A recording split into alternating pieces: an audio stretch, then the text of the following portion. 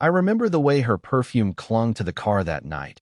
Soft, expensive, with a faint note of vanilla that stayed in the air even when she wasn't speaking. She slid into the passenger seat like she'd done it 100 times before, even though this was only the second time I'd ever driven her anywhere. She didn't look at me at first, just fastened her seatbelt, smoothed her black skirt over her thighs, and stared straight ahead, her profile lit by the pale glow of the dashboard. I gripped the wheel tighter than I should have, trying to keep my eyes on the road and not on her. There was something about her, the way she carried herself, like the world bent just slightly when she walked into a room. She wasn't the kind of woman you forgot. She wasn't the kind of woman you ever really deserved. "Thanks for doing this," she said finally, her voice quiet but steady. That voice, low, even, like a secret meant just for me. "It's no problem," I said, too quickly, and hated the way it sounded. Too eager. The highway stretched out in front of us, dark and endless, broken only by the rhythm of passing lights. It was supposed to be a simple drive, 45 minutes to the airport, drop her off, and that would be it. But nothing about being in that car with her felt simple. She crossed her legs, and I caught the movement in the corner of my eye. My throat tightened. Every small shift, every faint rustle of fabric, made the air between us feel heavier. "You're quiet," she said after a while. "I'm just concentrating," I murmured, though my mind was nowhere near the road. She turned her head then, and for the first time, her gaze met mine. There was something unreadable in her eyes, something that made my chest tighten, like I'd been holding my breath without realizing it. For a moment, neither of us spoke. The hum of the tires on the asphalt filled the silence, but underneath it, there was something else, a charge, low and steady, like the way the air feels before a storm. She shifted closer, just enough that her shoulder brushed mine when we went over a small bump in the road. It was nothing. It was everything. And then, her hand. I didn't even see it coming. 1 second, I was gripping the steering wheel, trying to pretend I wasn't drowning in the sound of her quiet breathing. The next, her hand was on mine. Warm. Steady. Her thumb tracing, barely, over the curve of my knuckles. "Turn around," she said softly. I froze. "What?" "Turn around," she repeated, and this time, her voice had changed. Lower. Certain. Now. My pulse slammed in my ears. My foot hovered over the brake, my mind a tangle of questions and things I couldn't say. And then, headlights behind us. A car came up fast, too close, honking as it swerved past, snapping me out of whatever spell she'd just cast. She didn't move her hand, didn't flinch, just watched me with that same unreadable look, her fingers still curled over mine like she knew exactly what she was doing. Somewhere in the distance, a plane cut across the night sky, its lights blinking as it disappeared over the horizon. I swallowed hard, the wheel trembling under my hands. "Are you sure?" I asked, my voice barely above a whisper. For a moment, she didn't answer. Then, slow, deliberate, her lips curved into the faintest trace of a smile. And just as I eased my foot toward the next exit, the phone on the console lit up, buzzing against the plastic, breaking the moment wide open. Neither of us moved. Not yet. The phone kept buzzing on the console, the screen lighting up with an unfamiliar name. She didn't even glance at it. "Keep driving," she said quietly, her hand still on mine. I obeyed, even though my chest felt tight, even though every mile we put between us and the airport felt like stepping over a line I couldn't uncross. By the time we pulled off the highway, the silence between us had shifted. It wasn't awkward anymore. It was thick, charged, like the kind of silence you only share with someone who knows exactly what you're thinking. I parked by the edge of an empty overlook. The city stretched out below us, a sprawl of gold and white lights against the darkness. For a moment, neither of us moved. She finally pulled her hand back, folding it neatly in her lap, as if what just happened hadn't happened at all. "You shouldn't be here with me," she said softly, still looking straight ahead. I swallowed. "Then why did you ask me to turn around?" That made her turn her head, her eyes catching the faint glow of the dashboard. There was something in them, a mix of defiance and sadness that made me want to reach for her again, even though I didn't. "Because," she said finally, her voice low, "I didn't want to be alone tonight." The confession hung in the air, quiet but sharp. I looked at her, really looked at her.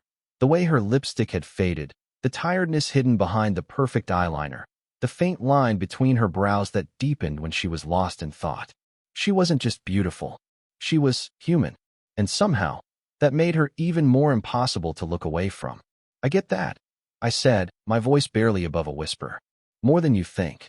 She tilted her head, studying me like she wasn't sure what I meant. You're too young to know what that kind of loneliness feels like, she said, almost to herself. I almost laughed, but there was nothing funny about it. Age doesn't stop it, I said. It just changes what you do with it. That made her pause. Her hand twitched against her lap, like she wanted to reach for me, but thought better of it. The quiet stretched again, but it wasn't empty. Every second, I could feel her presence. The faint rustle of fabric when she shifted, the soft exhale when she looked out at the city, the warmth radiating from her even in the cool night air. I didn't know what to do with any of it. This is complicated, she said finally, almost to herself. I know. You shouldn't, then tell me to leave, I said, my voice sharper than I meant it to be. She blinked, startled, and for a moment, I thought she might actually do it. Tell me to start the car, drive her home, pretend none of this had happened. But she didn't. Instead, she leaned back in her seat, her face turning away from me as she said, I can't. Something in me broke a little at that. I didn't move, didn't say anything, but my hand brushed against hers, not by accident this time. Her fingers didn't flinch. For a moment, we just sat there like that, two people balanced on the edge of something neither of us knew how to name. And then she turned to me, slow, deliberate, her eyes catching mine like they had in the car earlier. You're going to make this very hard for me, she murmured, almost like a warning. My throat felt dry. Then maybe I'm not the only one. The corner of her mouth curved, just slightly, not a smile, exactly, but something close. She didn't move her hand. Neither did I. And somewhere in that stillness, in the quiet hum of the city below, in the way her breath brushed my shoulder when she finally exhaled, something between us shifted. Not enough to name. Not enough to stop. The next time I saw her, it wasn't planned. I'd stopped by the cafe on Main, the one she'd once mentioned liking, just to grab a coffee before work.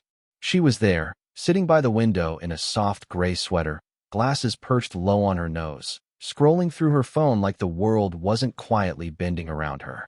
For a second, I thought about leaving, pretending I hadn't seen her. But then her eyes lifted, caught mine, and there it was again, that quiet pull that made my chest tighten. She smiled, small but unmistakable, and motioned for me to join her. I slid into the chair across from her, trying not to notice the faint trace of perfume, the way her hair fell loose around her shoulders. Didn't expect to see you here, I said, keeping my voice light. She tilted her head, a teasing curve at her lips. This is my place. You're the intruder. Something in the way she said it, soft, playful, with that flicker in her eyes, made me want to lean closer. We talked. About nothing, really. The weather, the coffee, some stories she'd read that morning. But underneath it all, every word, every glance, felt like it meant something more. And then her phone buzzed. She glanced at the screen, and for a fraction of a second, her expression changed. Not much, just a tightening around her mouth. A quick exhale before she silenced it and flipped the phone face down. Everything okay? I asked carefully. She nodded, too quickly. It's fine. Just complicated. I didn't push. I wanted to. God, I wanted to. But the way she stared past me, like she was bracing herself for something she couldn't control, stopped me. We finished our coffee. She didn't invite me to leave, and I didn't. When we finally stood, our hands brushed. Accidental, maybe, but neither of us pulled away right away. Outside, the late afternoon light was fading, the street quiet except for the hum of distant traffic. She walked beside me toward her car, her steps slow, measured, like she was thinking through every one. You know this is a bad idea, she said suddenly, her voice so low I almost didn't catch it. What is this? She murmured, her hand fluttering up like she was gesturing between us, but couldn't quite name what this was. You, me, people would talk. They'd. I stopped walking, forcing her to stop too. Do you care what they think? For a second, she just looked at me, her breath catching, like the question had landed somewhere too close. And then a voice called her name. We both turned at the same time. A man, mid-40s, maybe older, was crossing the street toward us, waving. Her coworker, maybe. Someone who knew her. She froze, just for a moment, before slipping on that practiced, easy smile. "Hey," she called back, waving, her voice light. Too light. I stepped back, putting distance between us, my pulse hammering. They exchanged a few words, polite, casual, while I stood a few feet away, pretending to scroll through my phone. When he finally left, she turned back to me, her expression carefully neutral. "I should go," she said, but she didn't move. Neither did I. The silence stretched. 1 beat. 2. I took a small step closer. She didn't step back. Her eyes lifted, meeting mine, and for a moment, just a moment, the world went still. Her breath brushed my cheek, warm, shallow, the faintest tremor in it. I wanted to close the space. God, I wanted to. But she turned, slow, deliberate, her hand brushing my arm as she moved past me toward her car. "This is dangerous," she said, her voice barely above a whisper. I didn't answer. I couldn't. Because even as she drove away, even as the taillights disappeared into the fading light, I knew it was already too late. For both of us.it happened the night it rained. The storm had started just after sunset, fat drops hammering the roof of my truck as I sat parked outside her building. She'd called earlier, nothing dramatic, just a quiet, almost casual "Can you come by?" But there'd been something in her voice, something that made it impossible to say no. When she opened the door, she was barefoot, her hair loose around her shoulders, wearing a soft blue sweater that slipped slightly off one shoulder. She looked undone, not careless, but softer somehow, like she'd let the weight of the day drop the moment she'd closed the door behind her. "You're soaked," she said, her voice low, eyes flicking over my jacket. I shrugged, stepping inside. Didn't notice. She arched an eyebrow, that almost smile ghosting over her lips. "You noticed?" Maybe I had. Maybe I hadn't. All I could really register was her. Close enough that her perfume mingled with the damp air, warm in a way that made the small space of her apartment feel too intimate. She moved to the kitchen, grabbing a towel. I followed, not sure what else to do with my hands except shove them in my pockets. "Rough day?" I asked carefully. She didn't answer right away, just leaned against the counter, the towel clutched in her hands, her eyes somewhere far away. And then, softly, "I don't know how to do this." I froze. "Do what?" "This," she said, and this time, she looked at me. Really looked, her eyes sharp, vulnerable all at once. Wanting something I shouldn't. My throat went dry. "It's not wrong," I said, though my voice barely carried. Her laugh was short, humorless. "You think so? Look at me. Look at you.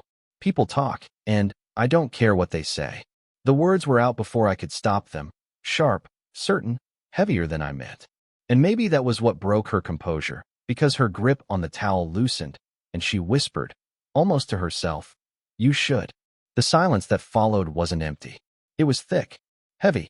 I closed the space between us slowly, like crossing a line we'd both been dancing around for weeks. She didn't move, didn't step back. When I reached her, I lifted my hand, hesitated, then brushed a damp strand of hair from her cheek. She closed her eyes. The towel slid from her hands to the counter, forgotten. "Tell me to stop," I murmured, my voice low, almost shaking. She didn't. Instead, she leaned, just enough that I could feel the warmth of her against me, her breath soft and unsteady near my jaw. Every part of me ached to close that last inch, to erase the space between us. "You don't know what you're asking for," she whispered, though her fingers had curled into the sleeve of my jacket, holding me there. "Then show me," I breathed. Her breath hitched. One slow second passed. Then another. I tilted my head, close enough now to see the tiny freckle just beneath her eye, to feel the tremor in her shoulders as she exhaled. And then, a sharp knock rattled the door. She flinched. I stepped back, pulse slamming in my ears, trying to make sense of the sudden cold where her warmth had been a heartbeat ago. She stared at the door, then back at me, torn, panicked, her chest rising and falling too quickly. Neither of us moved. The knock came again, louder this time. Her lips parted, like she wanted to say something, but nothing came out. I didn't trust myself to speak. And as she finally stepped away, her hand brushing my arm, a fleeting, desperate touch, gone too quickly. One thought drowned out everything else. We'd just crossed a line we couldn't take back. The next morning, I told myself I wouldn't see her. I tried to bury the night before. The rain, her breath against my skin, the way her fingers had clung to my sleeve like she couldn't let go. But that resolve didn't survive past noon. When my phone buzzed, her name lighting the screen, my heart slammed so hard I almost didn't pick up. Almost. "Can you come by?" she said, her voice steadier than I expected. "We need to talk." Those words, "we need to talk," should have made me pause. Should have made me cautious. They didn't. Her apartment felt different when I stepped inside. Not warmer, not colder, just sharper, like the air itself knew something had shifted. She was standing by the window, arms crossed, eyes fixed somewhere beyond the glass. "What's going on?" I asked carefully. She didn't turn. "Someone saw us." The words landed like a punch. I blinked. "What do you mean?" Her shoulders tensed. "Yesterday, outside the cafe, someone I know saw us together. And now." She stopped, finally turning to face me. Her eyes were sharp, but beneath it, there was something brittle, something almost pleading. They think there's something happening," she said, her voice quieter now. "They're not wrong," I said before I could stop myself. Her breath caught. For a moment, neither of us moved. The hum of the city outside filled the silence, broken only by the faint tap of rain starting against the glass again. "You don't understand," she said, shaking her head, her voice tight. "This could ruin things for me. My job. And me." I asked softer this time. "What about what this is doing to me?" That broke her composure. Her arms dropped, her hands curling uselessly at her sides. "I told myself I could keep this controlled," she whispered. "That if I just kept a line between us, it wouldn't." She stopped, shaking her head, and laughed, a broken, humorless sound. "It's too late," she said, barely audible. I crossed the room slowly, every step heavy with something I couldn't name. She didn't back away, but her breathing quickened, shallow and uneven. When I reached her, I stopped just close enough that the sleeve of my jacket brushed her arm. "You're scared," I said quietly. Her eyes flicked up to mine. "Aren't you?" "Yes," I admitted. The word hung between us, sharp and honest. For a moment, neither of us moved. Then, slow, tentative, she stepped closer, closing the tiny space left between us. My pulse thudded so loud it drowned out everything else. Her hand trembled when it brushed against mine, not quite holding it, not quite letting go. "Tell me this is wrong," she whispered, her voice breaking just slightly. I swallowed hard. "I can't." Her lips parted, a sharp inhale like she'd been holding her breath for too long. And then, as if the moment itself couldn't bear the weight of what we weren't saying, her phone rang. The sound split the room in two. She froze, her hand snapping back to her side, eyes darting to the counter where the screen lit up with a familiar name, the same one I'd seen flash across her phone in the car that first night. She didn't answer, didn't move, just stared at it until the ringing stopped, the silence that followed heavier than before. When she finally looked at me again, there was something different in her expression. Not softer, harder, determined. "This has to stop," she said. But even as she said it, even as the words left her mouth, she didn't step back. And when I reached for her, slow, deliberate, she didn't stop me. If anything, she leaned into the touch, her forehead resting lightly against my chest, as if she'd been waiting for this surrender. And in that quiet, fragile moment, with the rain steady against the windows and her breath shaking against me, I knew what came next was no longer a question. It was inevitable. The rain hadn't stopped by the time night fell. Her apartment was dim, the only light coming from the glow of a single lamp in the corner. I stood near the door, my jacket dripping quietly onto the mat, while she lingered by the kitchen counter, her back to me. For a long moment, neither of us spoke. The air felt heavy, like even the room itself was holding its breath. "You shouldn't be here," she said finally, her voice soft but steady. I swallowed hard. "Then why did you call?" She didn't turn around. "Because," her shoulders shifted, a subtle tremor. "Because I wanted you to." That was all it took. One quiet confession to undo every fragile boundary we'd tried to build. I crossed the room slowly, each step deliberate, until I was standing behind her.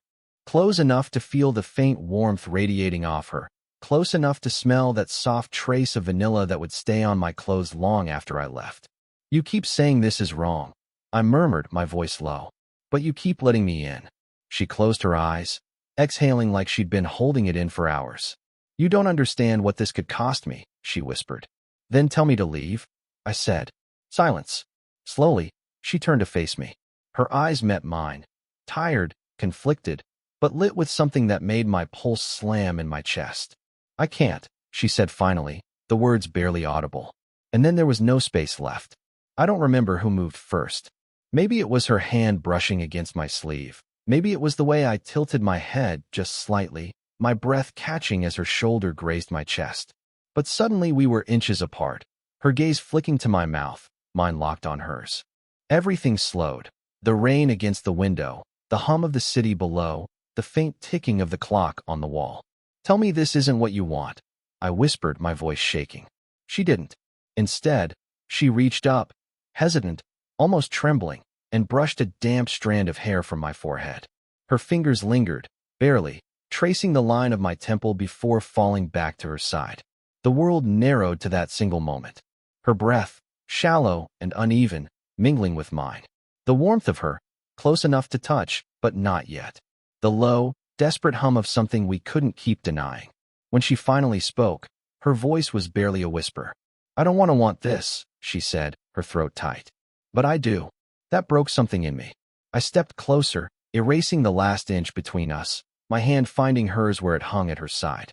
I didn't grip it, just held it there, steady, giving her every chance to pull away. She didn't.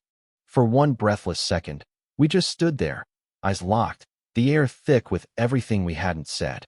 And then, finally, she leaned forward, her forehead resting lightly against my shoulder.